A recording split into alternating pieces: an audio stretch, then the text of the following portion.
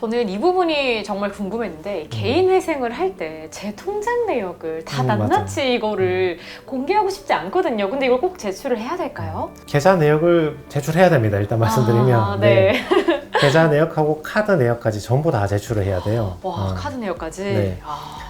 자, 첫 번째 제가 설명드릴 거는 이걸 왜 제출하는가를 이해를 해야 돼요. 채무자는 채무가 많다고 법원에 채무를 탕감해 달라고 요구를 하는데 네. 보는 법원 입장에서는 궁금하단 말이죠. 이 사람 왜 빚졌을까? 그 많은 돈 빌려서 어디에 썼을까?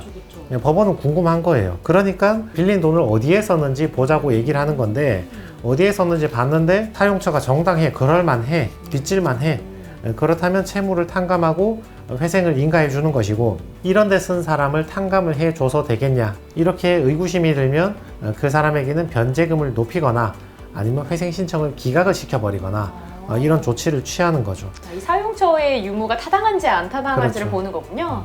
그래서 예를 들어서 내가 가족이 누가 너무 아파서 어쩔 수 없이 병원비나 간병비로 썼다거나 이런 경우에는 절차도 신속히 끝내주고 채무도 탕감을 많이 해주는데, 예를 들어서 내가 도박을 했다 그러면 변제금을 높이거나 기각시켜버리는 게 맞겠죠. 그래서 이렇게 왜 통장을 보는지 취지를 먼저 이해하셔야 되고요. 네네. 자, 두 번째는 그렇다면 통장 거래 내역을 어떻게 확인하는가? 법원에서는 원칙적으로 1년 동안 그 사람이 썼던 계좌 내역, 카드 내역을 전부 다 엑셀로 다운받아서 제출하게 합니다. 네. 아니면 은행 지점 가서 출력해서 받아서 제출을 하게 되고, 기간 같은 경우는 1년을 보는데 거기서 뭔가 의구심이 있는 게 자꾸 보일 거 아니에요. 네. 이상한 데 쓴 것 같다 그러면 그 앞에 2년, 5년, 최대 10년까지도 달라 1년이 그럽니다. 아니라? 네. 처음에는 1년, 2년치만 달라 그래요. 근데 보다가 별 이상이 없네, 그냥 누구나 쓰는 생활비였네, 그러면 넘어가는데 네. 뭐 좀 이상한데, 가족끼리 자꾸 돈 주고 받았는데, 뭐 이상한 사람하고 자꾸 돈 주고 받는데, 이런 게 자꾸 보이면 그러면 이제 그 앞에 5년씩, 그 앞에 10년까지도 다 제출하라는 거죠. 이런 식으로 방법하는데, 법원에서는 이 계좌에 대해서 빌린 돈을 어디에 썼는지 설명하라고 이렇게 이제 지시를 내리거든요.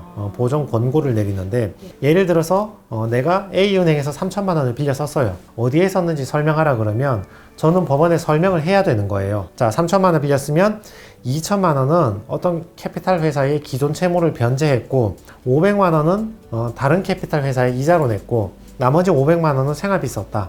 이렇게 이 합의비 3천만 원 되잖아요. 네. 그러면 내가 빌린 3천만 원하고 딱 일치를 하죠. 이렇게 앞뒤가 딱 맞게 설명을 해줘야 돼요, 법원에. 그래서 이걸 설명을 할 때 그러면 2천 쓰고 500 쓰고 500 쓴 거를 실제로 그 용도에 썼는지 확인을 해야 되잖아요. 네네. 말만 믿을 수는 없잖아요. 그렇죠. 그때 계좌 내역을 다 첨부를 해가지고 이 일치가 한다는 거 보여줘야 되는 거지. 보세요, 진짜 이자 냈고 진짜 대환 대출한 거고, 정말 생활비 쓴 거고, 정말 병원비 쓴 거고, 다른 데 쓴 건 없습니다 하며 내 카드 내역, 이체 내역 이런 것들을 다 보여줘야 되는 거죠. 세 번째, 그러면 기각이 되거나 또는 변제금이 높아지는 통장 거래 내역은 어떤 것들이 있는가? 이것은 몇 가지 유형으로 나누어 볼 수 있는데, 네. 자, 첫 번째, 계좌 내역을 봤는데 도박이나 과소비나 사치나 탕진이 있다. 그러면 우리는 재산 이상 변제를 해야 되잖아요. 그러니까 그거는 그냥 남아있다고 간주해버리는 거야. 그렇게 탕진하고 막 쓴 돈은 관념상 재산에 남아있다고 간주를 해서 변제금을 더 내라, 이렇게 지시를 내리는 거죠. 예를 들어서 계좌를 봤는데 토토 사이트로 계속 돈이 왔다 갔다 한 거야. 그러면 그 돈은 그냥 남아있다고 간주해버리는 거죠. 또는 실제로 문제가 된 사례는 백화점에서 자꾸 쓴다든지, 술집이나 유흥에 자꾸 쓴다든지, 고가의 안마의자를 산다든지, 명품을 산다든지, 100인치 텔레비전을 산다든지, 채무가 이미 많이 발생했는데 이런 것들을 자꾸 사고 있으면 이거는 남아있는 재산으로 간주해서 변제금을 더 내라 해버리는 거지. 주의할 거는, 그러면 뭘 사면 사치이고 아니면 사치가 아니냐, 이게 아니라 그 사람 소득 상황에 따라서 누가 쓰면 사치가 되는데 누가 쓰면 사치가 안 될 수도 있는 거죠. 이런 것들은 소명을 좀 해줘야죠. 또 그게 왜 필요했는지. 똑같은 의료기기인데 누가 사면 사치가 되고 누가 사면 어떤 자기의 디스크나 척추 측만을 치료하기 위한 꼭 필요한 치료 비용이 될 수도 있는 거고, 이런 것들을 주장을 잘 해줘야 되죠. 두 번째, 가족, 배우자, 자녀, 부모, 친척, 이런 사람들 사이에서 돈이 자꾸 이체가 된 거야. 이런 경우에서는 법원에서 볼 때 은닉한 게 아닌가, 숨긴 게 아닌가, 이렇게 보는 거죠. 너 재산 1,000만 원 있는 거 배우자한테 딱 빼돌리고 회생 신청 들어온 거 아니냐, 이렇게 보는 거죠. 이런 것도 저 사람한테 내가 왜 저 돈을 돌려줘야 되는지 정확한 이유를 설명하지 못하면 남아있는 재산으로 간주해서 변제금이 높아져 버리는 거죠. 그 다음에 세 번째 사례, 금융권, 은행이나 캐피탈이나 카드사의 돈을 갚은 게 아니라 개인한테 돈을 갚은 거야. 개인한테. 빌린 거 맞긴 해. 빌린 거 맞긴 한데 옆집에 있는 홍길동 씨나 나의 거래처인 김길동 씨나 이런 분한테 갚은 거야. 그럼 법원에서 이렇게 물어보겠지. 왜 그 사람만 갚았어요? 다른 사람은 이렇게. 그러니까 우리 빌린 데는 많이 있잖아요. 근데 사람 심리가 그렇단 말이에요. 내가 신한은행, 우리은행, 삼성카드, 뭐 A캐피탈, 뭐 B저축은행 돈 다 빌리고 와도 내 옆집 내 친구한테는 돈을 갚아주고 싶지만 그거는 탕감받고 싶거든. 금융권 모르잖아. 나는 은행 사람 누군지 모르니까. 네. 그러니까 갚아준 거니까 법원에서 이때 물어본다고. 왜 그 사람한테만 갚아줬냐. 이걸 또 설명을 못하면 변제금이 높아지는 거예요. 그리고 네 번째, 이런 설명 자체를 못하는 거야. 이체되어서 돈이 나갔는데 또는 현금 서비스로 현금을 뽑았는데 어디에 썼냐 물어보는데 설명을 못해 그냥. 그게 캥기는 게 있든 아니면 뭐 잘못된 사용으로 썼든 아니면 기억을 안 나든 간에 설명을 못해.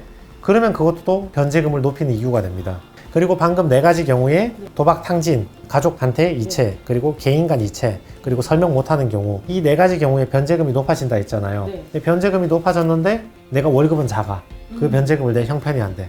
그러면 그때 기각이 되는 거죠. 그래서 통장 거래 내역을 제대로 정리하지 못하고 설명하지 못하면 변제금이 높아지거나 기각이 되는 상황이 발생을 하게 되는 겁니다. 아무래도 통장 거래 내역을 왜 내가 제출을 해야 되는지 궁금하셨다면 이제 법원이 채무자의 사용처를 알기 위해서 이 내역을 제출을 해야 되고 그 제출을 했을 때 어떠한 거에 사용을 했어요라고 정확하게 설명을 또 그렇죠. 해야 되는 네네. 거죠. 근데 이런 경우에도 변제금이 높아지는 경우가 있는데 네 가지 이렇게 좀 얘기를 해주셨거든요. 도박이나 탕진, 또 상황에 맞지 않는 소비도 그렇죠. 있을 수 있고 가족 간의 거래, 은닉을 그렇죠. 좀 포함을 해서 세 번째는 개인, 여러 가지 다양한 곳에서 빌렸는데 가장 친한 고길동 씨한테만 갚는다든지 또 네 번째는 이제 설명하지 못하는 거래 내역이 있었을 때 이런 모든 경우를 다 가지고 있다면 또는 한 가지만 가지고 있더라도 변제금이 높아질 수 있는 경우가 있다. 이렇게 좀 정리를 해주셨습니다.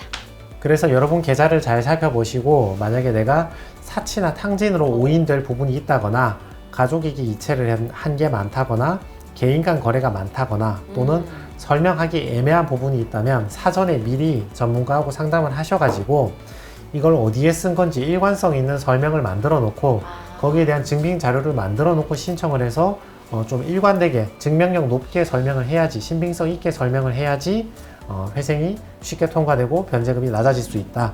미리 준비를 좀 하시는 게 좋을 것 같다. 이런 내용입니다.